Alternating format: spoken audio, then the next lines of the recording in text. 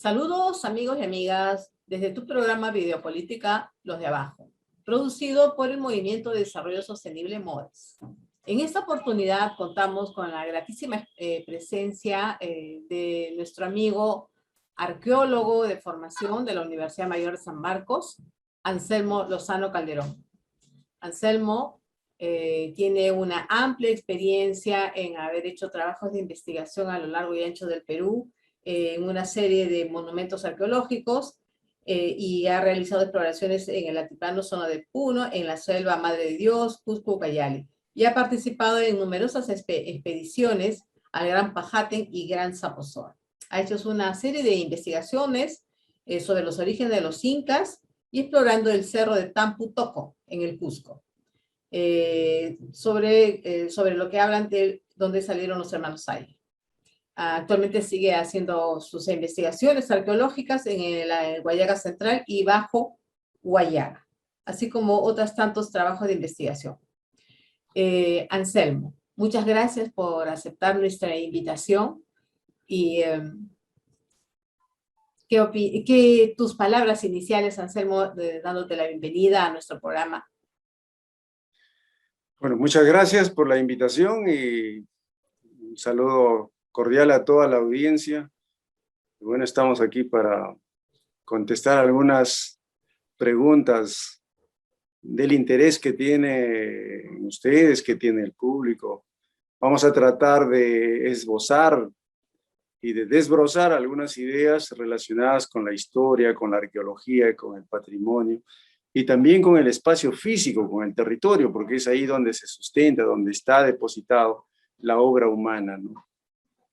Sí, Anselmo, justamente es la que nos ocupa y nos interesa mucho ahora que estamos en un nuevo gobierno y por tanto las políticas culturales del país tienen otra visión, y es muy interesante que en estos tiempos donde la propia población ya tiene una visión totalmente diferente, más identificada con nuestras culturas y que desde el interior del Perú nos está dando estas pautas muy interesantes en nuestra realidad, tanto política como social.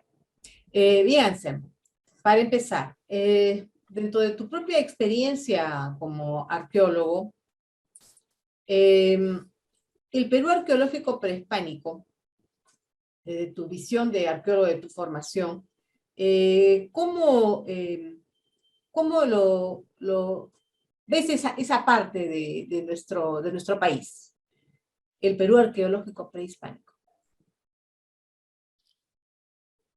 Es un terreno muy amplio porque estamos hablando de por lo menos o no menos de 10.000 años de historia.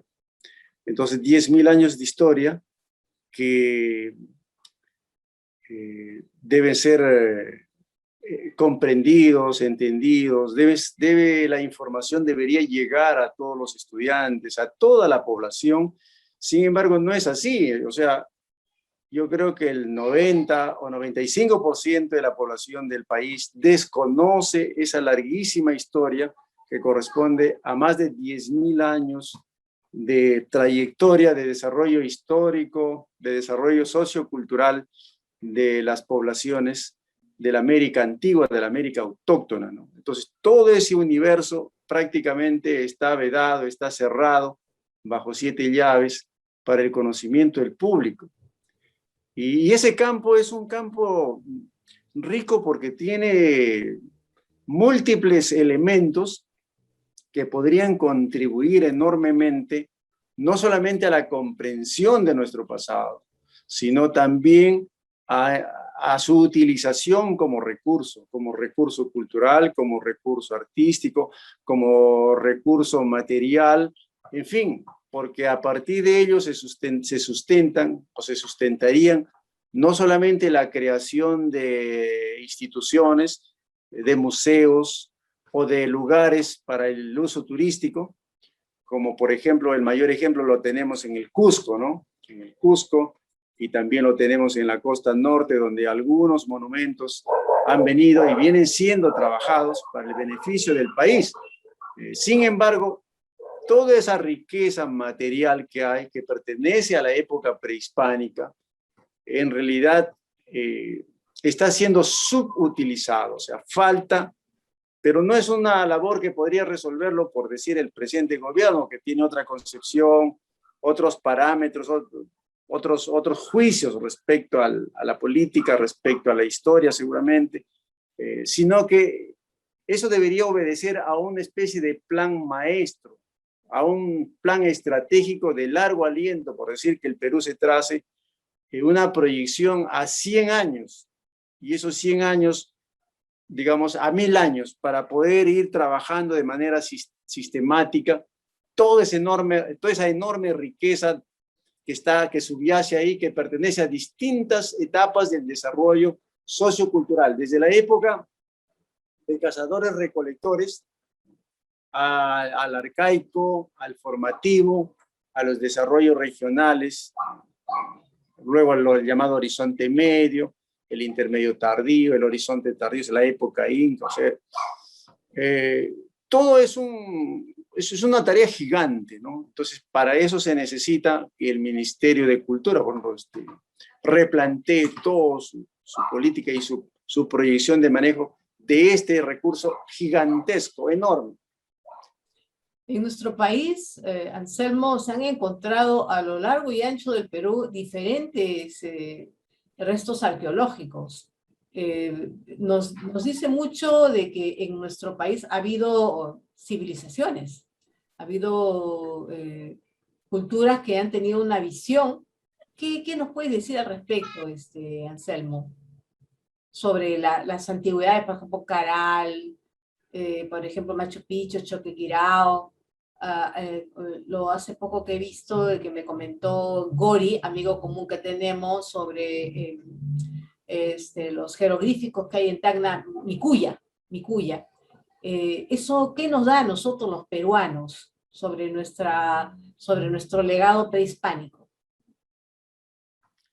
La diversidad de testimonios arqueológicos, de evidencias, de materiales, se debe, en primer lugar, a que el hombre, en el proceso del tiempo, ha ido ocupando el territorio, o sea, los distintos espacios del territorio, tanto de los Andes, de la costa, la sierra, pero no solamente el espacio andino, sino también el espacio amazónico. Entonces, la historia siempre se lo ha visto, o sea, se ha tenido la perspectiva o la visión desde el lado occidental hacia la cordillera, desde el mar hacia la cordillera, o desde la cordillera hacia el mar, y la parte oriental, el enorme espacio amazónico, siempre ha quedado relegado desde esa visión, desde esa perspectiva. Algunos arqueólogos han realizado ya trabajos importantes en la Amazonía. Entre los arqueólogos peruanos está, por ejemplo, Daniel Morales Chocano. Y todo eso, bueno, aparte de que hay antecedentes, ¿no? Como Betty Meyers, está Donna Leitra, que son pues, los pioneros y los grandes investigadores que han contribuido con propuestas de análisis y con propuestas interpretativas sumamente interesantes sobre la Amazonía. Pero sobre esa diversidad que usted señala, ¿no? Sobre la presencia de petroglifos, sobre la presencia de arte rupestre, la presencia de monumentos, de sitios monumentales, como el caso de Caral, por ejemplo, ¿no? O como los casos de La Galgada, de Tumchucaico en Ancash, cerca de Carhuaz. En fin, o sea, todas estas manifestaciones culturales corresponden a distintas etapas del desarrollo de la sociedad andina y también amazónica, porque en la parte de la Amazonía, por ejemplo, tenemos Cotox, ¿no? En las cercanías de Huánuco, y mucho más abajo, en el curso del río Huallaga, tenemos un gran sitio arqueológico también formativo, así como Cotox, que se llama Uxpapangal, que está a la altura de un pueblo que se llama Picota, en la margen derecha del río Huallaga. Y tenemos los petroglifos de Cumpanamá, que están en un afluente del río Paranapura, cerca de Yurimaguas, que esos petroglifos, por ejemplo, tienen connotación o la iconografía ahí plasmada, no solamente pertenece a la época tardía, sino que viene desde las épocas formativas y desde una amplitud regional que abarca hasta el Orinoco. Entonces tenemos Es tan compleja la arqueología, tanto de la parte andina como de la parte amazónica, por los testimonios, y porque todo eso no lo hemos todavía articulado. Yo creo que los mejores trabajos se han hecho para la parte andina y para la costa. Sin embargo, si quisiéramos, por ejemplo, mencionar algunos vacíos que son necesarios que se subsanen para poder comprenderlos y articularlos mejor al desarrollo y como propuestas de desarrollo, tanto cognitivas, ¿no? O sea, comprensivas, cognitivas, para poder interpretar la historia de manera articulada, de manera contextualizada, de manera integrada, pero a la vez también para su utilización. Por ejemplo, los andenes en el Cusco. Los andenes están abandonados, están destruyéndose, están como en todas partes. Entonces, pero no existen tesis de tantos arqueólogos profesionales que van egresando, no existen tesis ni de perdón, ni de maestría, ni de doctorado, sobre esos conjuntos que es una combinación de arquitectura y de agricultura, que son las andenerías y que son espacios de dominación, ¿no? de dominación del territorio, del sometimiento y del uso perfecto y adecuado del territorio para la producción. Esos andenes hoy en día están abandonados, así como los andenes de Puno también. Entonces, creo que una concepción comprometida con el desarrollo social, cultural, económico, turístico del país, o sea, yo creo que habría que mirarlo a las obras arqueológicas, a los restos arqueológicos, con esa visión de potencialidad tan grande que tienen, porque ahí está contenido, no solamente son evidencias que uno los puede observar y ver, sino que son en realidad obras humanas donde está contenido el trabajo, un trabajo masivo, ¿no? Un trabajo enorme, hay cantidad de obras, hombre, que justamente ahí está la esencia misma de lo que significó las sociedades que lo produjeron, las sociedades que lo materializaron. Entonces, estamos como arqueólogos y también como política de Estado muy alejados todavía. Yo creo que la arqueología ha cobrado mucha fuerza desde la década del 70 para acá, o sea, ya estamos 50 años y en 50 años no hemos articulado todavía una política orgánica para poder comprender cada sitio, cada espacio geográfico, articularlo y mirarlo en esa relación e integración mayor, contextualizada en cada uno de sus periodos para poder explicar perfectamente lo que usted señalaba.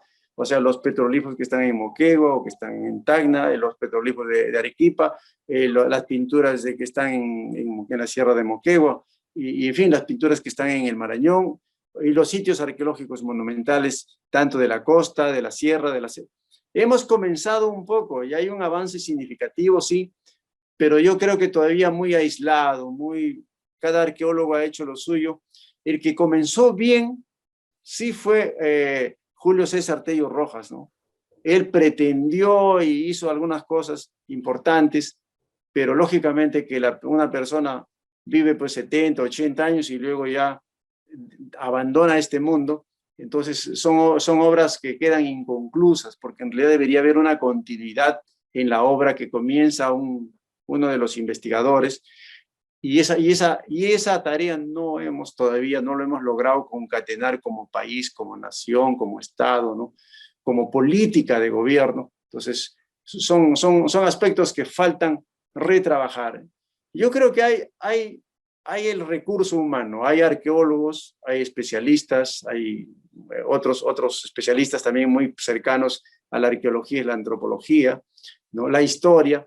Entonces, hace falta integrar esto y bajo una concepción de mayor fuste, de mayor alcance, de largo alcance. Entonces, yo creo que estamos, de repente, a lo mejor este gobierno quiere hacer una cosa pues grandiosa, así, que se proyecte, que nos proyecte en el tiempo. Podríamos formular al menos el expediente técnico, o sea, formular la propuesta, y que al fin y al cabo va a ser para el Perú del futuro, ¿no? Porque nosotros, los arqueólogos, bueno, van pasando, la vida va pasando, pero el país sigue, ¿no? La sociedad sigue y la historia sigue. Anselmo, ¿podemos hablar de herencia artística prehispánica? podemos hablar de herencia artística porque hay una riqueza, hay una herencia, hay un patrimonio, o sea, hay una heredad generada, producida, dejada por nuestros antepasados, por todas las épocas, desde las épocas más primitivas, o sea, desde la época de cazadores-recolectores, hasta la última época que ha sido lo que en arqueología denominamos horizonte tardío, que corresponde a la época del Tahuantinsuyo, del Imperio Inca, o sea, la época de los incas. O sea, a lo largo de todo el desarrollo sociocultural en el espacio andino, la costa, los Andes, la cordillera, y o sea, todos estos pueblos, así como en la Amazonía, han dejado tal cantidad de obras y de materiales que muchos de esos materiales tienen connotación de obra artística.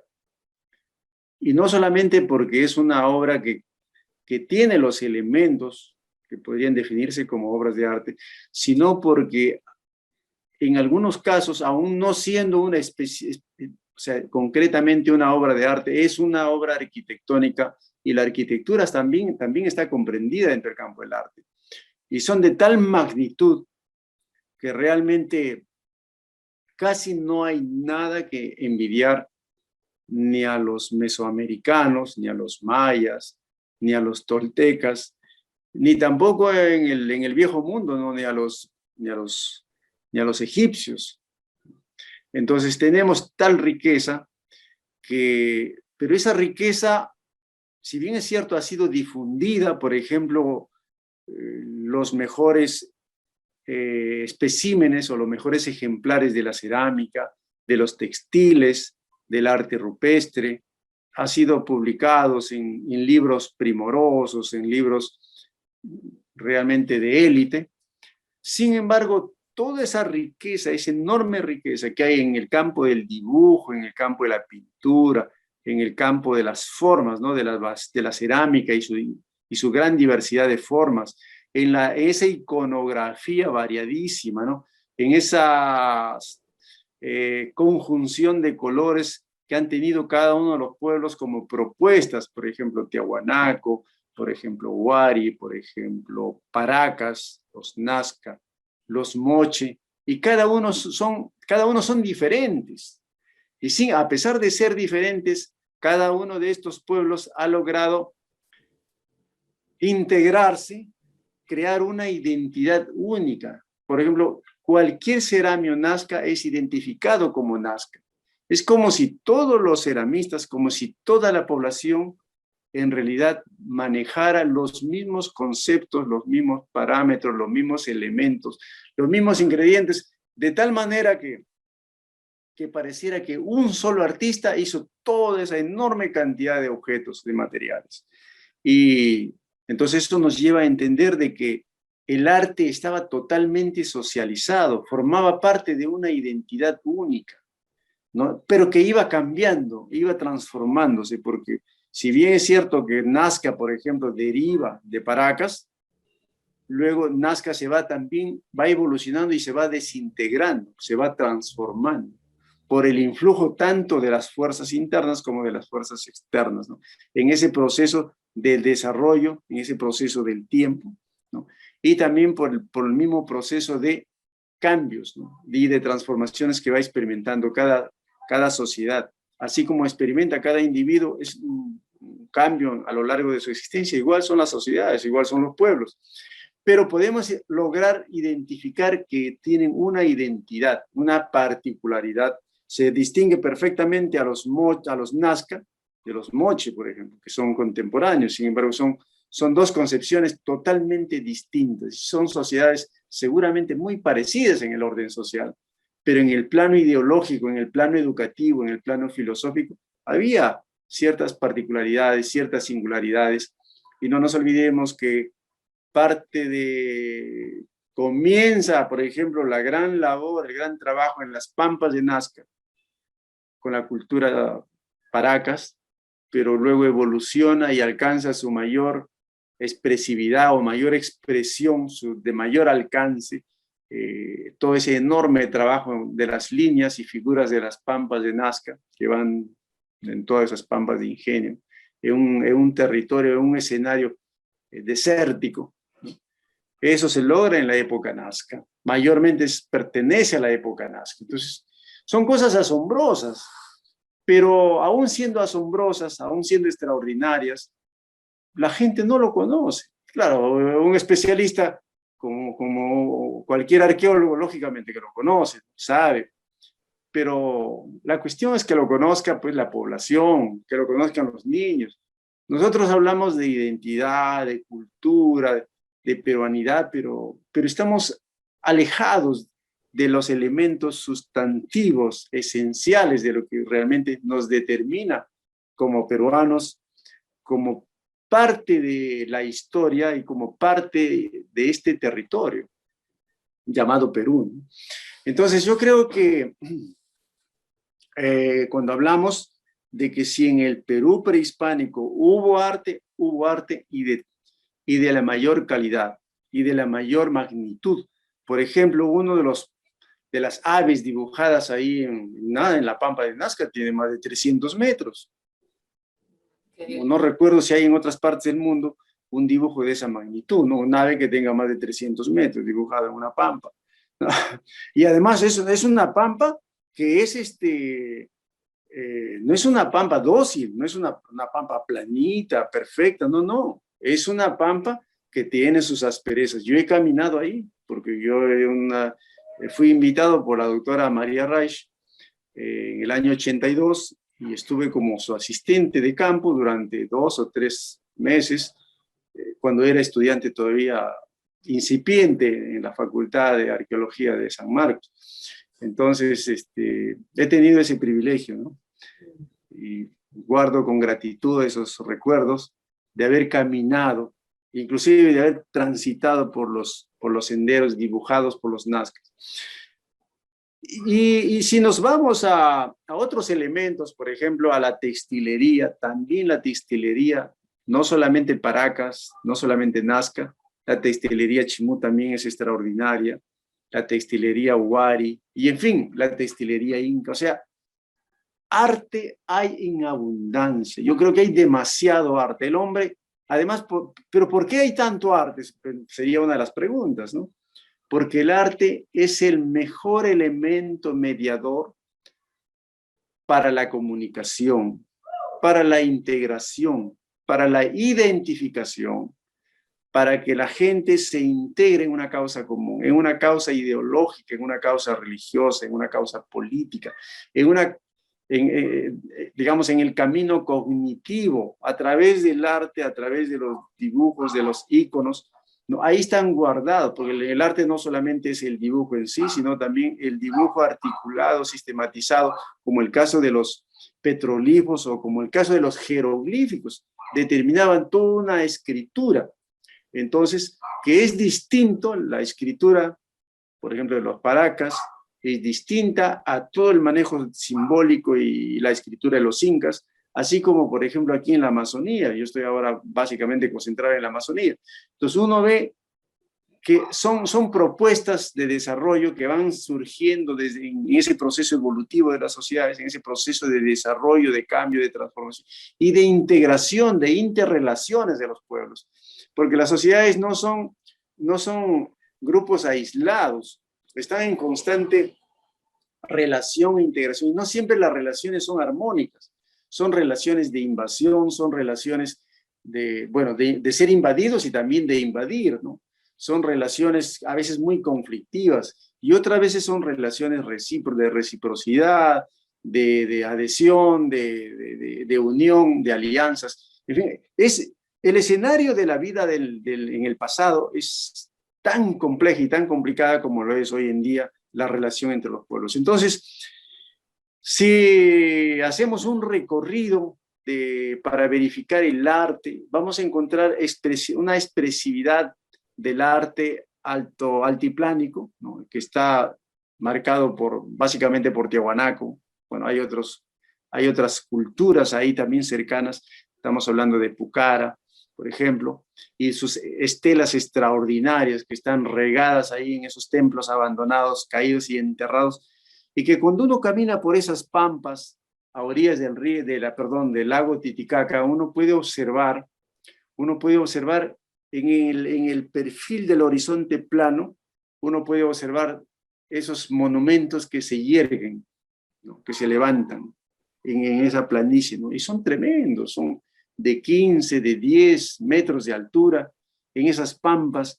Entonces, realmente, y ahí está asociada su cerámica bruñida y bien pintada, ¿no? Lo mismo vamos a encontrar en los pueblos que están en la costa, para la parte de Moquegua, lo mismo encontramos en los pueblos que están ya más al norte, en la zona de Ica, ahí está Paracas, ahí está Nazca, más al norte está Chincha, que ya es un poco más tardío, luego entramos a Lima y vamos a encontrar Chancay. Chancay es una riqueza extraordinaria. Por ejemplo, sabía hace algunos años que estaba por ahí el arqueólogo Peter Van Dalen, me imagino que él sigue trabajando en esa zona, y alguna vez hablé con Peter para sugerirle de que realmente amerita construir en todo ese ámbito que fue la cultura chancay un museo, porque Chancay es una cosa extraordinaria, es gente que tiene otro tipo de sensibilidad, otro tipo de entender la vida y el mundo. Entonces, ameritan un museo, así como por ejemplo en la Amazonía también amerita tener museos específicos, propios. ¿Por qué? Porque la forma como se han expresado estas gentes es muy distinta, como el caso de los chachapoyas, por ejemplo, ¿no?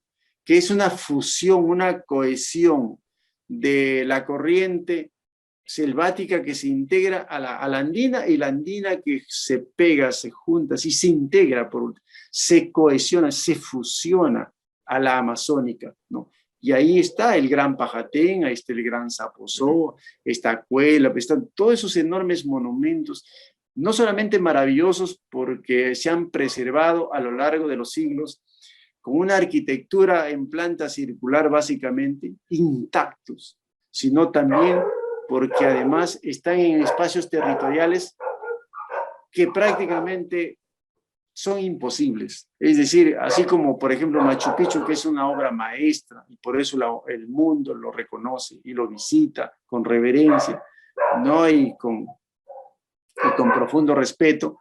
En el caso de los chachapoyas también, en lugares inaccesibles, imposibles, que podríamos decir que ahí viene un huayco y se lo lleva, pero ahí están los monumentos. Han pasado más de 500 años y están perfectas. Son en un escenario imposible, ahí están como verdaderas obras de arte. O sea, y ese es el hombre. Eso somos nosotros en el pasado. O sea, visto desde una perspectiva mayor, entendemos que el ser humano en esa fusión, cuando uno ve un objeto del pasado, pero lo miramos desde el hoy, no hacemos sino crear un círculo de unión, de relación. Estamos en un diálogo directo con esa gente.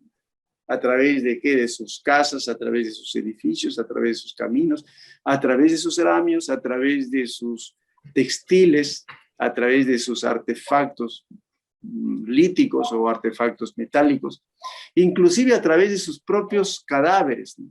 Cuando uno encontramos sus tumbas. Entonces, está ahí, el hombre que labró, que hizo todas esas construcciones, está ahí.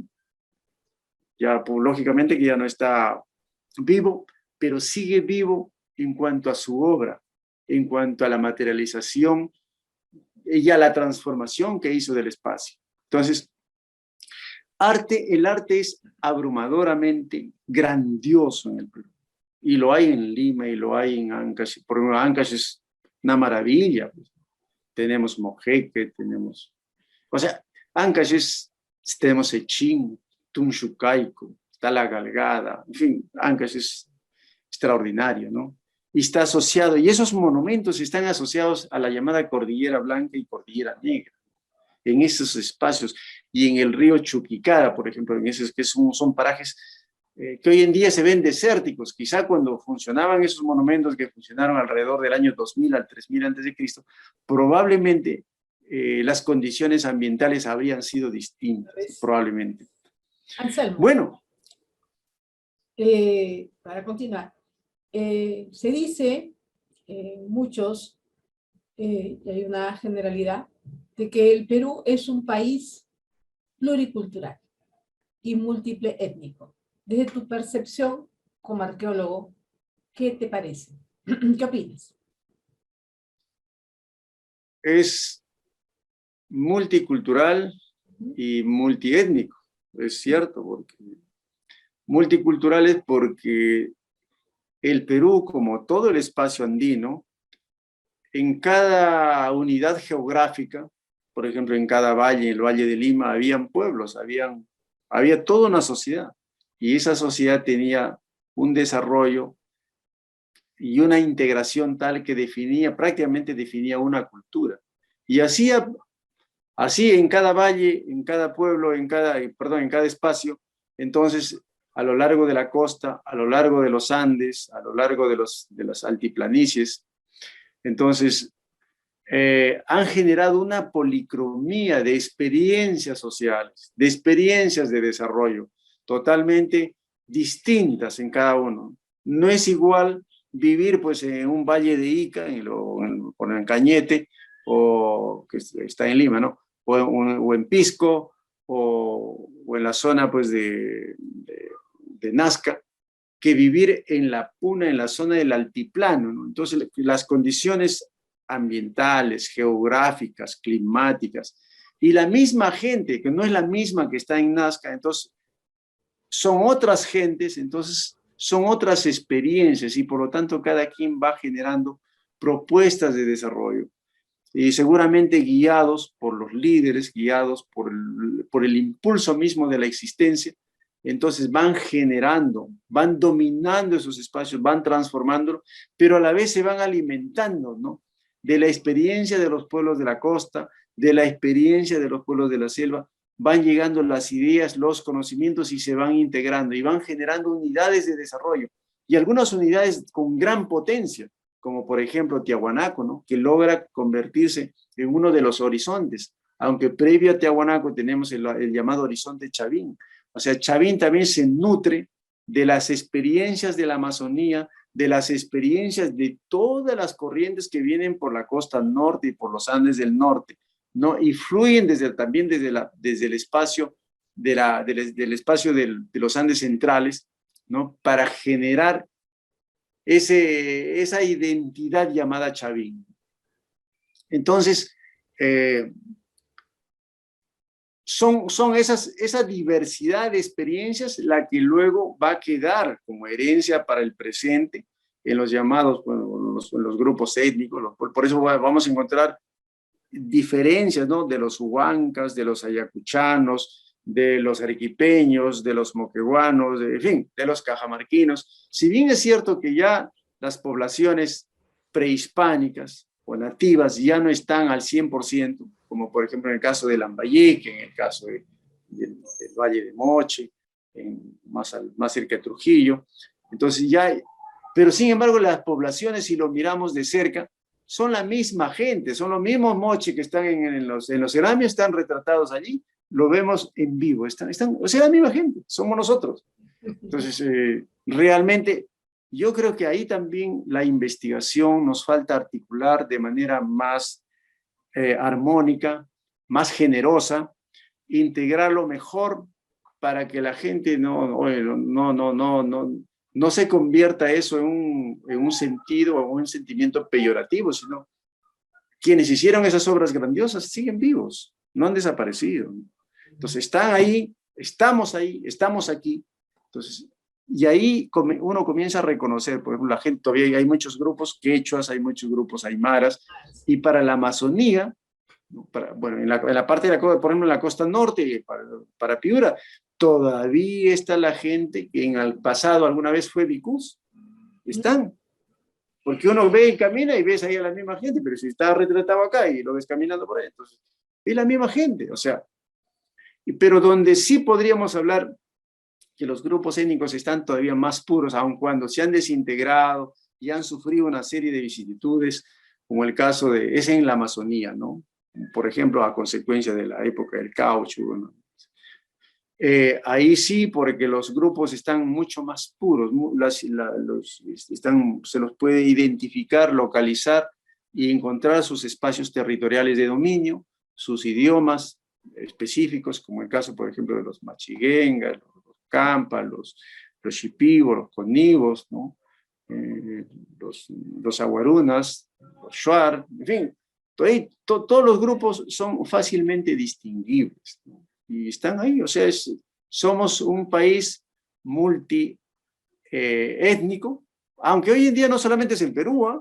Sí, Es Ecuador, es casi todos los países del mundo, inclusive en el África, la India, o sea, todo está constituido por una serie de grupos étnicos. ¿Por qué? Porque la etnicidad lo determina el espacio territorial y el proceso histórico de existencia que determina esa particularidad, ¿no? En el lenguaje, en las costumbres. Entonces, crea identidades culturales muy específicas. Entonces, nosotros, yo creo que estamos... eso podría verse como una debilidad, pero no, en realidad es una riqueza. Lo que pasa es que en el Perú, si bien es cierto, se han hecho algunos intentos, probablemente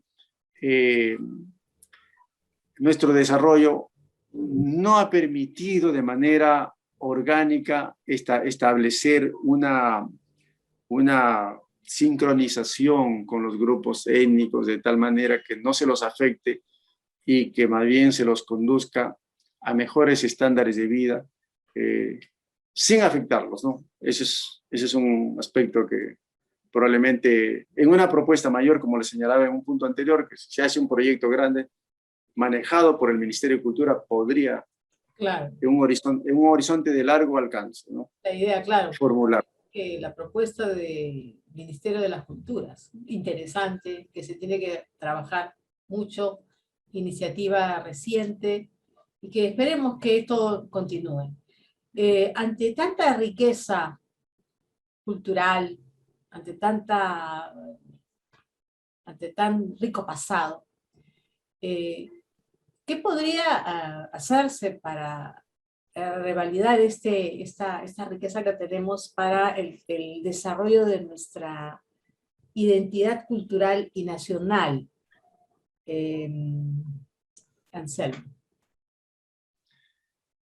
La identidad cultural está vinculada pues al espacio territorial, es decir, nosotros como individuos, como personas, procedemos, o sea, nacemos,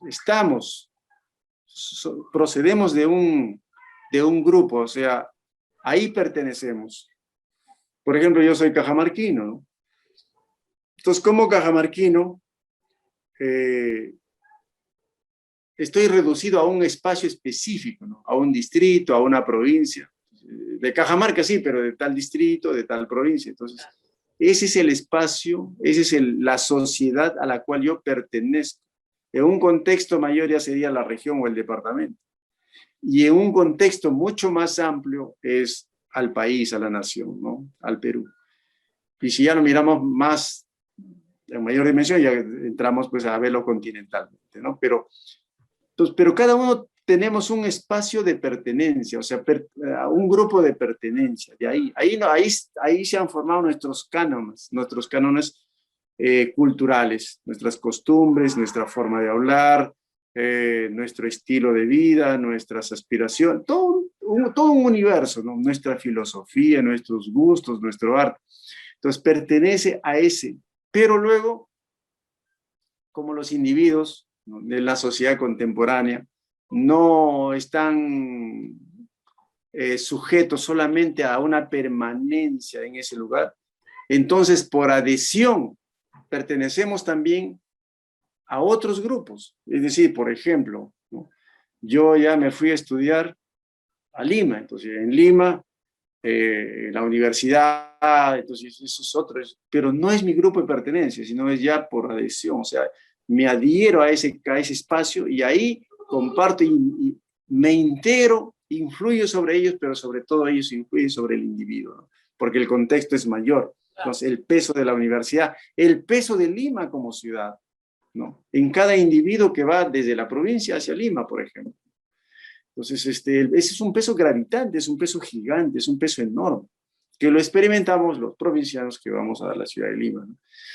Ahora, habría que ver ¿cuál es la experiencia que tiene un limeño, o sea, alguien que ha crecido en ese entorno, en ese contexto urbano, de gran urbe como es Lima, y que baja hacia el espacio provincial, ¿no? Y ahí vive y se desarrolla. Entonces, habría que cruzar esas perspectivas para entendernos mejor, no solamente del punto histórico, probablemente cultural.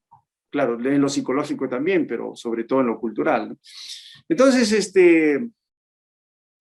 el tema de la identidad está, pues, en el Perú.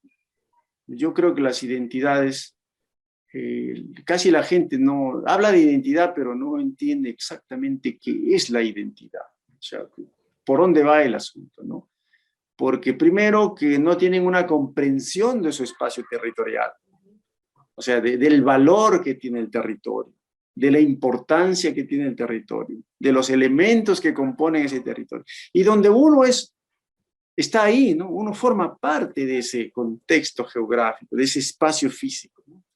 Entonces, el individuo tiene que aprender a valorar desde el paisaje, desde el árbol, o como dice el poeta Nassim Hikmet, que si no admiras, no valoras a una planta, pues difícil vas a poder valorar de repente al compañero, al paisano, al coterráneo. Entonces, hay que valorar esos elementos. Entonces, cuando valoramos ese conjunto de elementos de nuestro espacio territorial, de nuestro espacio, pasamos a la otra instancia, o sea, pasamos a comprendernos a nosotros mismos en ese medio. Y luego comenzamos a comprender a los demás. Entonces, ahí vamos, y vamos entendiendo por qué cada quien es de esa manera y por qué a uno les gusta tal comida y a otros les gusta otra comida. Entonces, son identidades, en cada espacio geográfico hay particularidades que tipifican a esos individuos. Por eso que algunos hablan pues del arroz con leche, del no sé qué, en Cajamarca de los tamales, del cuy con papas, y lo mismo podemos ir a Puno, por ejemplo, tiene sus propias comidas, ¿no? En la selva el Juane. Hoy en día, por ejemplo, en estos días que está lloviendo, están saliendo las hormigas, entonces uno aspira el aroma de las hormigas que están friendo en cada una de las casas, ¿no? Ahí están tostando sus hormigas, ¿no? Y además la hormiga está carísima, está más caro que... Entonces, claro, entonces son cosas que cuando yo, por ejemplo, lo había leído antiguamente, cuando era muchacho, había leído que comen las hormigas. Y pues también Bueno, eso, sí. eso me parecía un cuento, pero ahora cuando viene aquí es vecino, tenga un plato de hormigas, ya no es un cuento, te están invitando un plato de hormigas, entonces la cosa cambia.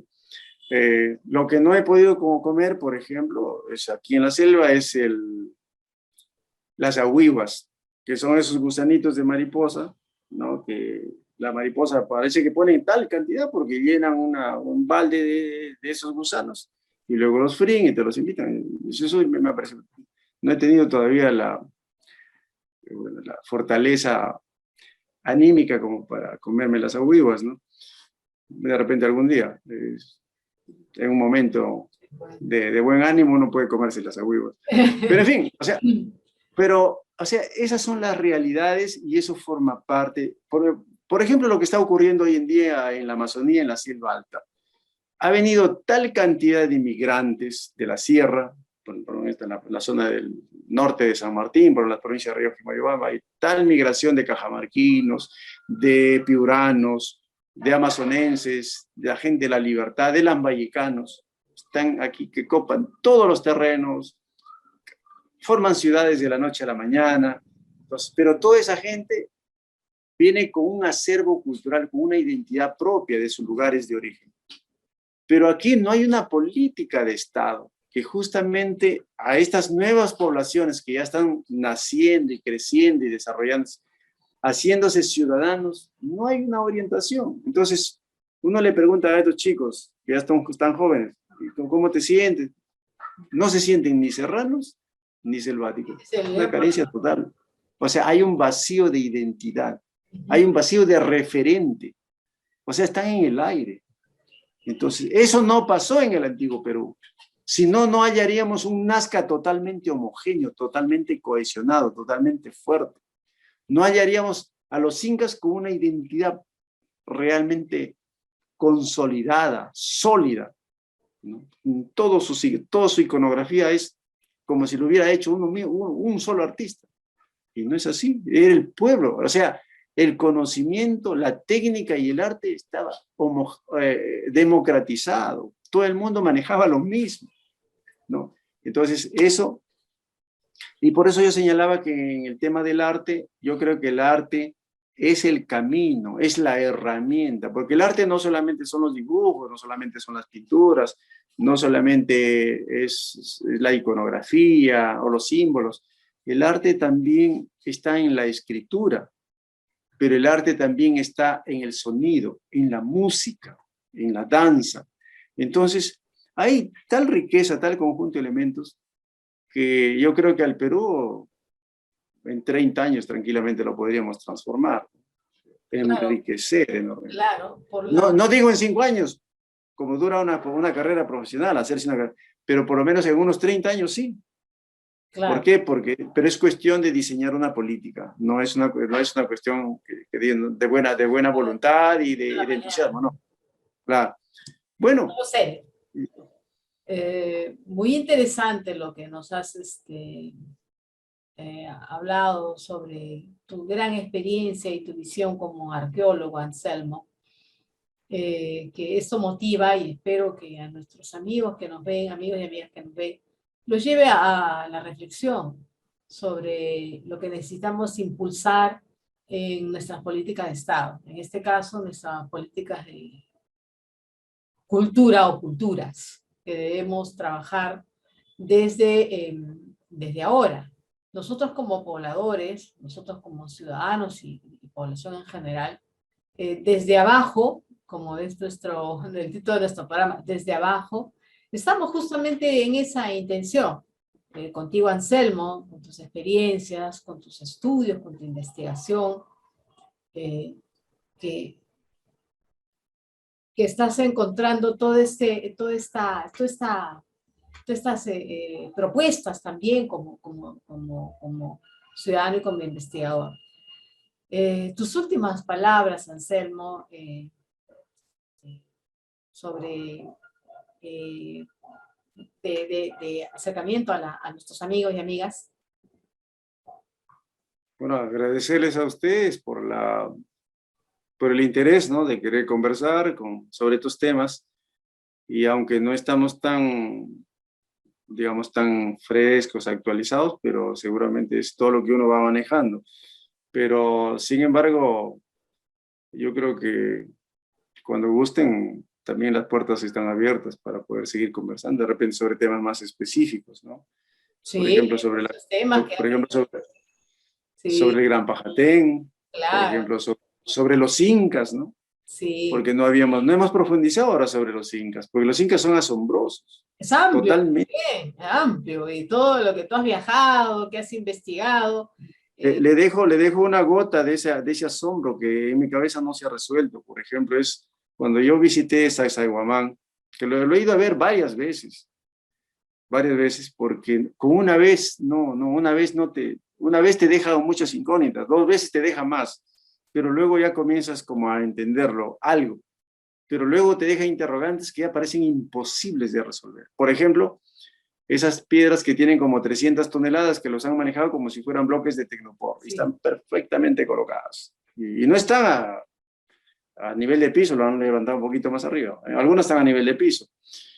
Pero lo que más me ha asombrado a mí, esto ha sido ya el extremo, o sea, ya lo más enigmático. Cuando he visitado ahí, tanto en Sacsayhuamán como en otros sitios, ¿no?, el corte que han hecho las piedras, o sea, en las canteras, no digo en cualquier lugar, en las canteras, están cortadas como si lo hubieran hecho con esas sierras, ¿no?, circulares que cortan la mortadela, el queso, claro, con tanta precisión que francamente que ya, sí, es cierto que soy arqueólogo, pero mi cabeza no ha podido todavía encontrar la lógica o la explicación lógica a ese manejo. Que uno encuentre un corte y en ángulo recto con una precisión tan increíble, todavía es un tema que yo creo que tengo que volver al Cusco, a quedarme por lo menos 1 o 2 años ahí y analizar mucho más elementos para poder entenderlo, porque me he quedado así, pero sin saber, sin aliento, sin palabras. Sí. Muchas gracias, buenas noches. Gracias, más bien, Anselmo. Creo que para nuestros amigos y amigas, esto no va a ser la última entrevista, Anselmo. Te seguiremos invitando para tantas investigaciones que has trabajado. Y más bien, amigos y amigas, queda esto como una reflexión y un aliento también para que tú como peruano, peruana, visites tu país, las zonas donde vives. Hay lugares en Cajamarca, en Arequipa, en Tana, Cusco, hay sitios, y a veces uno no los conoce. Date una miradita, empieza a preguntarte, mirar programas como los nuestros que te ayuden a reflexionar y decir, bueno, había un pasado, había tecnología, había ciencia, algo de qué aprender. Y en base a eso también hacer nuestra propia proyección como nación, tener una identidad reconociendo nuestro pasado, nuestras culturas ancestrales, lo que nos han dejado y de la cual nosotros también tenemos que aprender. No solamente mirar lo europeo, que es muy bueno, también hay muchas cosas que nos han traído, pero también están nuestras propias culturas, y el aliento a nuestros profesionales, a nuestros arqueólogos, a nuestros antropólogos, para que sigan investigando. Hay tanto por saber, tantas cosas como acabas de mencionar, enigmáticas. Uno, ¿por qué? ¿Qué pasó? ¿Cómo es? No puedo encontrar todavía la respuesta. Entonces, eso es lo interesante, lo bonito, porque es investigación. Y los seres humanos tenemos que investigar. No es que todo lo tengamos como todo aprendido, todo y nada aprender, no, es una cosa que como seres humanos estamos en nuestra sede de aprender, de conocer. Bueno, muy agradecidos amigos por escucharnos y será para una próxima oportunidad. No te olvides de, si te gusta nuestro programa y te ha interesado y nos quieres apoyar, marcar, suscribirte a nuestro canal, marcar el me gusta y compartirlos y para que puedan otros amigos también ver nuestro programa. Entonces, hasta la vista. Muchas gracias, Anselmo. Muchísimas gracias. Hasta pronto, hasta una próxima oportunidad. Se despide Doña Jesús. Chao. Gracias, Anselmo. Gracias.